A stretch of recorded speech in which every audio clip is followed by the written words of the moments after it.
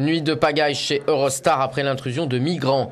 Un train et plusieurs centaines de personnes ont été bloqués avant d'être tractés en gare de Calais-Fretin. Un train vide parti de Londres a été envoyé vers 5 h du matin pour acheminer les passagers vers la capitale britannique. Un vrai chaos dans une ambiance tendue. 5 autres trains ont également été perturbés.